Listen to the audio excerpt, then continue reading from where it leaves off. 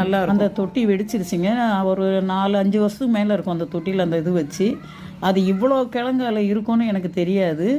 வெடித்து அப்படியே ரெண்டாக இதுவாக இருந்தது. சரி மாற்றி தொட்டி அப்படின்னு சொல்லிட்டு எடுத்தோம்னா அது உள்ளே இவ்வளோ கிழங்கு இருக்குங்க.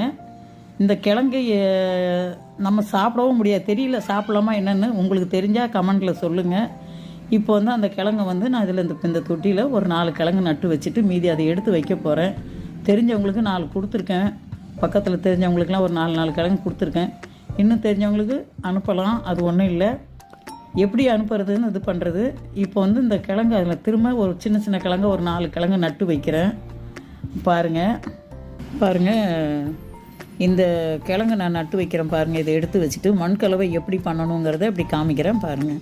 இது இயற்கையாக வந்து நான் வந்து மண்ணெல்லாம் கலந்து வச்சுருக்கேன். எருவும் இதெல்லாம் போட்டு வச்சுருக்கேன். வேப்ப முன்னாக்கு இதெல்லாம் போட்டு வச்சு 2-3 நாள் ஆகுதுங்க.